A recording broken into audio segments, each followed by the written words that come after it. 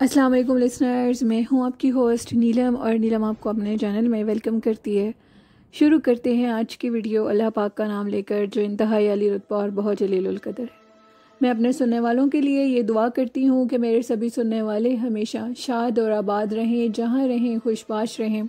इसी दुआ के साथ आज की स्टोरीज़ जन्नत के किस्से कहानियों का आगाज़ करते हैं। आज की पहली कहानी मेरे साथ मेरे रेगुलर लिसनर और सेंडर फराज ख़ान ने शेयर की है। फराज ख़ान कहते हैं कि आज की जो कहानी है वो मेरे एक दोस्त की है जो कि मेरा दोस्त, और फराज कहते हैं कि ये जो कहानी मैं आपके साथ शेयर कर रहा हूँ ये मेरी एक कज़न की है। उनके फ्रेंड ने उनके साथ ये कहानी शेयर की है। उनके दोस्त के घर में कभी भी जन्नत के होने का एहसास आज तक नहीं हुआ, लेकिन एक रात अचानक ऐसा हुआ उनके साथ जिसको वो कभी भूल नहीं सकते। उनके साथ कुछ इस तरह हुआ कि उनके घर के 3 रूम्स थे और एक रूम में उनकी अम्मी अब्बू, एक रूम में उनका भाई और एक रूम में वो बहनें सोया करती थीं। अचानक से उनके कमरे के बाहर कमरे से बाहर उन्हें बहुत शोर महसूस हुआ। बहुत अजीब सी धमाके की आवाज़ आई। जैसे उन्होंने दरवाज़ा खोलकर बाहर से देखा तो उनके रूम के सामने वाली दीवार नीचे गिर गई थी, और जैसे ही उन्होंने देखा कि दीवार नीचे गिर गई है तो उसके बाद उनके घर की लाइट फ़ौरन ऑफ हो गई। वो सब बहुत ज़्यादा डर गए और उन्होंने खुद को एक रूम में बंद कर दिया।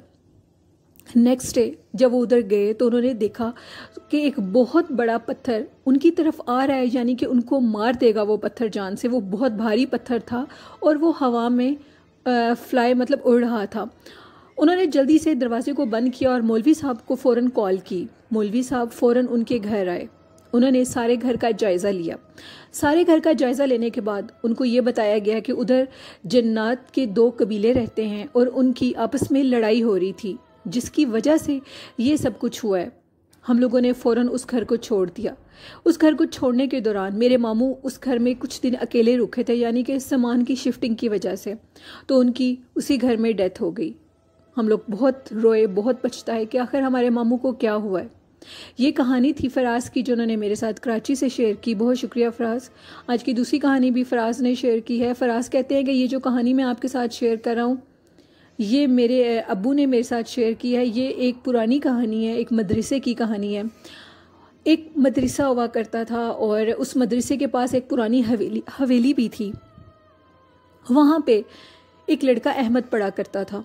वो लड़का बहुत अजीब थोड़ा नील भी था, पढ़ाई में हफ्ज़ कुरान बन रहा था। लेकिन वो एक रात कुछ इस तरह हुआ कि अहमद और अहमद के सारे दोस्त वो बैठे हुए कुरान पाक पढ़ रहे थे और फिर वो लोग अपने रूम में चले गए सोने के लिए। तो यूँ महसूस हुआ सबको जैसे अहमद को कोई ढेर सारे बच्चे बुला रहे हों और उसका नेम कॉल कर रहे हों। सब मदरसे वाले बहुत ज़्यादा डर गए और उन्होंने नीचे जाकर देखा तो नीचे कुछ भी नहीं था। कारी साहब की समझ में ये बात नहीं आई क्योंकि ये आवाज़ कारी साहब की भी थी और बच्चों की भी थी। कारी साहब बहुत ज़्यादा उन्होंने हैरानगी का इजहार किया कि वो खुद भी हाफ़िज़ कुरान थे, आखिर ये सब कुछ कैसे हुआ है। उन्होंने अपने से बड़े एक कारी साहब को बुलाया और ये सारा माजरा बताया। उन्होंने अहमद को चेक किया और अहमद को चेक करने के बाद कहा कि इसके ऊपर बहुत पुराना जिन है और वो जिन हाफ़िज़ कुरान है, इसलिए वो जिन मेरे ख्याल से नहीं चाहता कि वो इधर रहे। बहुत बेहतर है कि आप इसको इधर से भेज दो इसके घर, इसके माँ बाप के पास, क्योंकि उस पुरानी हवेली में भी बहुत ज़्यादा जन्नात हैं। उन्होंने इसी तरह किया और अगले दिन अहमद को उसके घर वापस भेज दिया। और अब अहमद माशाल्लाह बिल्कुल ठीक है। वो जो भी हाफ़िज़ कुरान जिन उसके ऊपर आशिक है वो अब इसको बिल्कुल भी तंग नहीं करता। ये कहानी थी फराज की जो वो मेरे से कराची से शेयर करते हैं। फराज कहते हैं कि मेरे पास और भी बहुत सी कहानियाँ हैं मेरे कज़नों की और हम लोगों की अपनी। मेरे वालिद साहब की ज़िंदगी में बहुत से ऐसे वाक़यात पेश आए हैं, वो मैं आपके साथ और आपके सुनने वालों के साथ शेयर करूँगा। तो बहुत शुक्रिया फराज। बढ़ते हैं आज की तीसरी खौफनाक कहानी की तरफ। ये कहानी मेरे साथ शेयर की है मेरे रेगुलर स्टोरी सेंडर और लिसनर वकास ने। वकास यूके से बिलोंग करते हैं। वकास कहते हैं कि आज जो कहानी मैं आपके साथ शेयर कर रहा हूँ ये एक अफ्रीकन खातून की है जो कि अफ्रीका में तो वो रहती थी। उनको किसी और मुल्क का वीज़ा मिला जिधर उन्होंने जाकर टीचिंग की जॉब करनी थी। पहले तो उनका बिल्कुल दिल नहीं था कि वो उधर जाएं और उधर जॉब करें, लेकिन जाना भी ज़रूरी था उनको। अपने लिए हर इंसान को अपनी लाइफ में कुछ करने का होता है, तो वो चली गई अब वो जैसे ही उधर गई तो उनका बिल्कुल भी उधर दिल नहीं लग रहा था, ना उस स्कूल में दिल लग रहा था, ना उन बच्चों को पढ़ाने में दिल लग रहा था। लेकिन आहिस्ता आहिस्ता उनका दिल लगने लगा और वो उधर बहुत ज़्यादा खुश हो गई और उधर जॉब करने लगी। कुछ अरसे के बाद एक दिन वो रात के टाइम अपने रूम में बिल्कुल अकेली थी और उधर वो कोई ऑफिस वर्क कर रही थी कि अचानक से उन्होंने अपने सामने एक बहुत लंबे कद की खातून को देखा जो कि सफ़ेद लिबास में थी और वो खातून उनको देख रही है मुसलसल। वो फटाफट उठी और उठ के जाके उन्होंने उस खातून को देखा तो वो खातून स्टिल उनके सामने खड़ी हुई थी। जैसे ही उन्होंने देखा कि ये औरत मुझे देखने के लिए आ गई है तो वो चलती हुई लाइब्रेरी के दरवाजे की तरफ गई और हैरानगी की बात यह है कि वो लाइब्रेरी के दरवाजे के आगे जाकर गायब हो गई। वो जो औरत थी वो पहले तो डर गई, फिर उसके बाद उधर उनकी एक फ्रेंड भी बन गई थी, यानी कि उधर की जो जिसको कहते हैं कि सारे स्कूल की देखभाल थी जिसके हाथ में, वो उनकी दोस्त थी। उस खातून ने उस औरत को बुलाया और ये सारा माजरा बताया कि मैंने एक ऐसी औरत को देखा है जो कि मतलब ऐसे लाइब्रेरी के पास जाकर मेरी आंखों के सामने गायब हो गई है, लेकिन उस औरत का कद इंतहा से ज़्यादा लंबा था, लेकिन उसने मुझे डराया नहीं है, वो मुझे बस देख रही थी और मुझे देखने के बाद वो चुप करके उस लाइब्रेरी के दरवाजे के पास गायब हो गई है। उसने मुझे कुछ भी डरने की सिम्टम्स नहीं दी, तो इसलिए मुझे उससे डर नहीं लगा। मैं तुमसे पूछना चाहती हूँ कि आखिर वो औरत कौन है जिस पे उस औरत ने बताया कि यहाँ पे आज से कई साल पहले एक औरत की डेथ हो गई थी।